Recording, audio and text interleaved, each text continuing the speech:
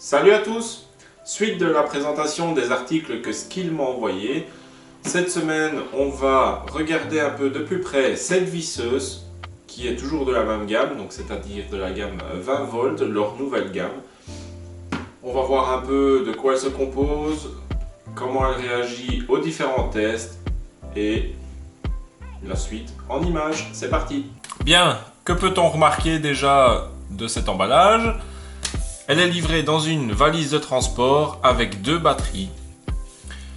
On est toujours sur une visseuse 20 volts qui a un moteur brushless, donc c'est-à-dire sans charbon.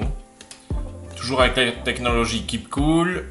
Elle a trois fonctions, donc visseuse, perceuse et perceuse à percussion. Elle a un mandrin en métal qui accepte des mèches jusqu'à 13 mm. Elle a un blocage de l'arbre automatique, réglage de couple sur 17 positions pour le vissage.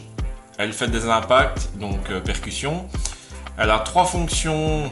Vous avez un indicateur de batterie, mais ça au final, ça, par rapport à la batterie, donc chaque batterie aura cet indicateur. Elle a un moteur brushless. Elle a deux vitesses, donc vitesse élevée pour le perçage et puissance élevée pour le vissage difficile. Elle propose le système de batterie polyvalent. Et voilà à peu près tout ce qu'on peut retrouver sur cet emballage. Alors, déballons tout ça.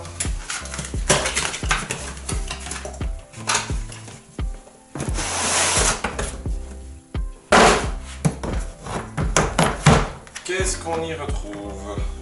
Un mode d'emploi, comme d'habitude, un embout double, Philips et plat, un chargeur, une seconde batterie de 2,5 ampères, la visseuse avec une autre batterie. Quand on l'a en main, elle ne fait pas déjà cacaille. Le mandrin est métallique, ce qui est vraiment pas mal aussi pour une visseuse. Elle a une LED, donc quand vous devez travailler dans des endroits sombres, c'est pratique aussi. Ici, on a le sélecteur 3 positions. Donc, perçage, pour visser et la percussion. Vous avez également une gâchette à variation. On va passer au test. La batterie est chargée, je l'ai chargée avant la vidéo. J'ai oublié aussi, ici vous avez de quoi régler de 1 à 17 la puissance de serrage. Bien, alors pour le test rapide, rien de spécial, hein. J'avais lu dans le catalogue qu'elle était capable de forer jusqu'à 50 mm. J'ai une mèche ici de 40, on va voir ce que ça donne. On va essayer de visser également une vis de 90 mm. Voilà, et puis ça s'arrêtera là pour le test ici. C'est une visseuse, il n'y a pas grand chose à dire sur une visseuse. On va juste voir sa capacité. On va déjà commencer par la vis. Je me suis mis en position vissage, en vitesse 1 pour avoir plus de force. Et c'est parti!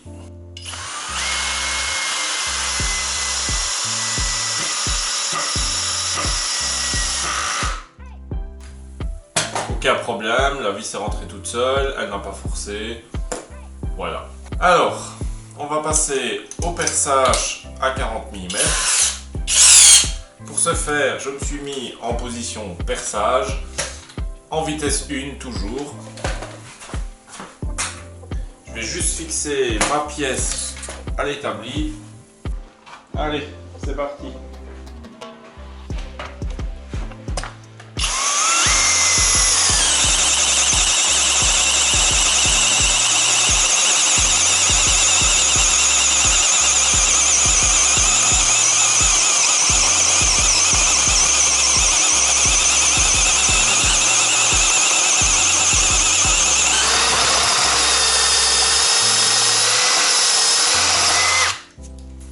Bah écoutez, là je suis étonné par contre parce que toutes les autres visseuses que j'ai n'ont jamais su faire fonctionner cette mèche.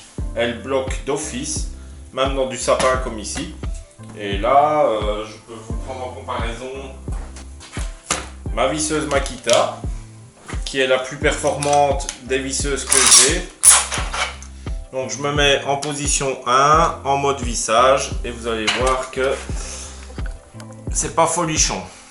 Juste à titre de comparaison, vous allez voir ici.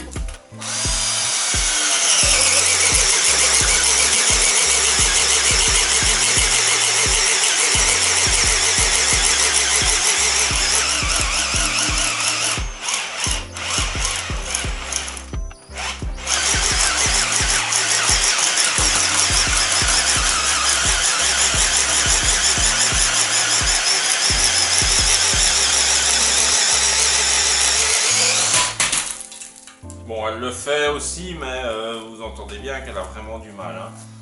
Que l'autre, elle y va, franco, elle s'arrête pas. Non, je suis plutôt content. Donc voilà pour le déballage de cette visseuse, les quelques tests. Vous avez pu voir qu'elle en a quand même sous le pied. On n'utilise pas tous les jours une mèche de 40 mm, ou du moins pas moi.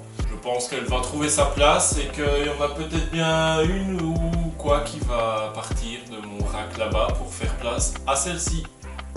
Voilà, j'espère que cette vidéo vous a plu et on se voit la semaine prochaine pour la découverte d'un autre produit. Ciao ciao!